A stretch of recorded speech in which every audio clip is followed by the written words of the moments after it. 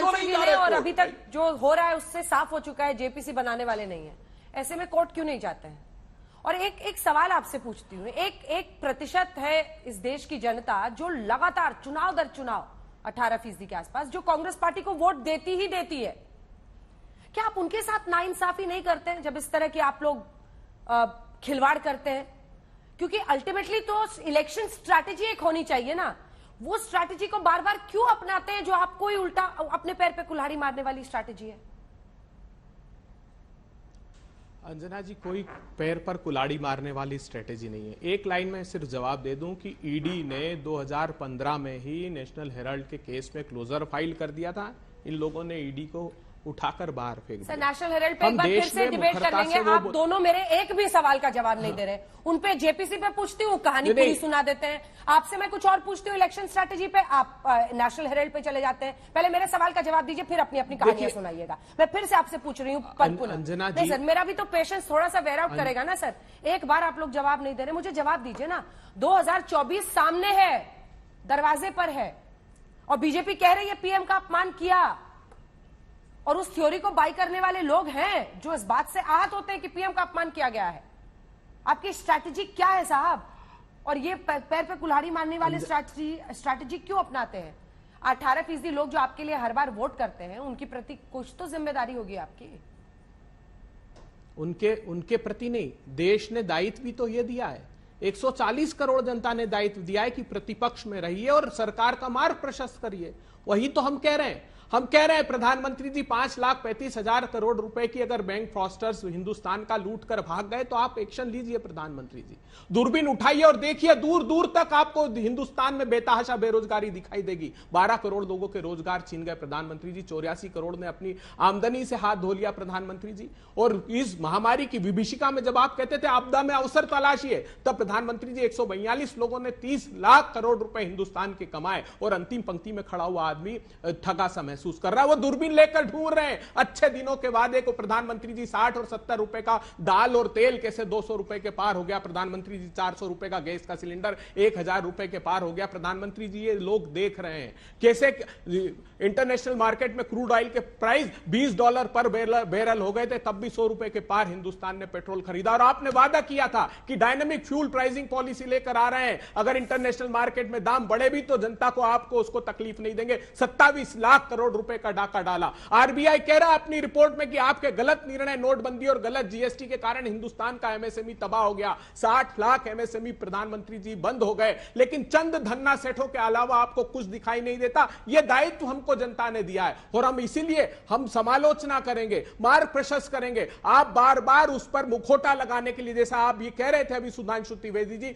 तो मैं इनके लिए कहना चाहता हूं कि सचमुच में तुम खलनायक हो। नायक का सिर्फ मुखौटा है, अभिनय में महाछलावा है, अभियान बहुत ही छोटा है। बहुत छोटा उद्देश्य इस सरकार का दिखाई देता है हमको, जब वो अंतिम पंक्ति में खड़े हुए लोगों के न्याय करने की अपेक्षा धन्ना सेठों की ढाल बनकर खड़ी रहेगी, तब हम अपने दायित्व को निभाएंगे। और यही देश की जनता देख भी रही है। इसीलिए आहिस्ता आहिस्ता उसके परिणाम राज्यों के स्तर पर देखने को मिल रहे हैं। आपने जो महाराष्ट्र में किया वो क्या किसी से छुपा है? आप क्यों एक के बाद एक 5 एमएलसी चुनाव, इस फरवरी में 5 में से 4 हार गए प्रधानमंत्री जी। और कहां? नागपुर जो राष्ट्रीय स्वयंसेवक संघ का गढ़ है, 3 साल से लगातार वहां पर आप चुनाव हार रहे हैं। अमरावती में फडणवीस साहब के निकटस्थ आदमी बुरी तरह चुनाव हारे प्रधानमंत्री जी। आप छत्तीसगढ़ में 25,000 वोट से चुनाव हारे उपचुनाव, राजस्थान में 21,000 वोट से उपचुनाव हारे, पंचायत तक के चुनाव महाराष्ट्र में 50% से अधिक हार गए। इसीलिए हार की हताशा से आप शिवसेना के खिलाफ प्रतिशोध की कार्रवाई वहां पर कर रहे हैं, प्रतिपक्षी दलों के खिलाफ रेड कर रहे हैं प्रधानमंत्री जी। लेकिन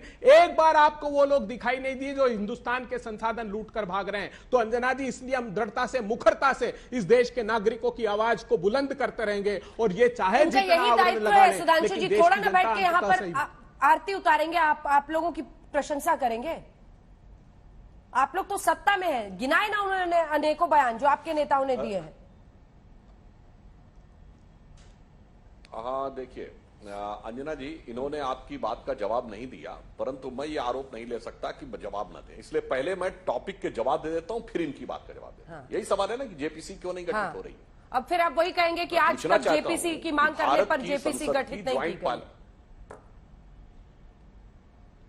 नहीं, ये नहीं कहना चाहूंगा। मैं बिल्कुल टेक्निकल बात कर रहा हूं। ज्वाइंट पार्लियामेंट्री कमेटी भारत की संसद की होगी, तो भारत की संसद और भारत के अधिकार क्षेत्र के किसी भी व्यक्ति को वो बुला सकती है जांच के लिए। पर भारत के व्यवस्था के अधिकार क्षेत्र में एलआईसी, एसबीआई और सेबी पर आपको भरोसा नहीं है।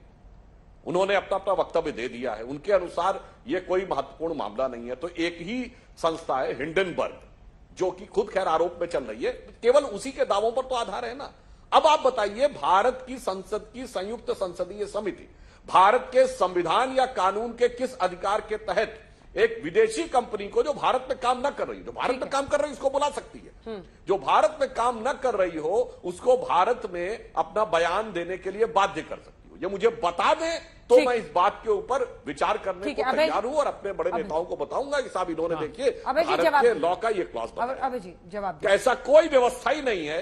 तो जो चीज तकनीकी दृष्टि से संभव नहीं है, उसके लिए हल्ला मचाना। क्या हिंडनबर्ग को आप बुला के वो पार्लियामेंट्री कमेटी पूछ सकती है सवाल? अंजना जी, बहुत ही अच्छा और प्रासंगिक सवाल पूछा मेरे विद्वान साथी ने। मुझको लग रहा था कि कहीं ये ना कह दे चाइना की तरह कि ना वहां कोई शेल कंपनी बनी है, ना किसी शेल कंपनी ने निवेश किया।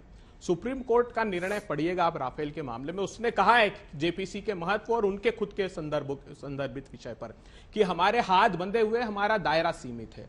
जेपीसी जो है वो समन कर सकती लोगों को और समन करके इंटरोगेट भी कर सकती है। जरूरत नहीं हमको हिंडनबर्ग की रिपोर्ट के आधार पर ऑफशोर कंपनी के लोगों को बुलाने की। आप बुलाइए अडानी जी को। क्या हुआ है, उस आपदा में अवसर का ढूंढने की बात बता रहा हूं मैं। अडानी ग्रीन एनर्जी 6,823% की वृद्धि हुई। अडानी इंटरप्राइजेस 2,501% की वृद्धि हुई। अडानी ट्रांसमिशन 1,288% की वृद्धि हुई। अडानी टोटल गैस 897% की वृद्धि हुई। अडानी पावर 824% की। एक के बाद एक कंपनी।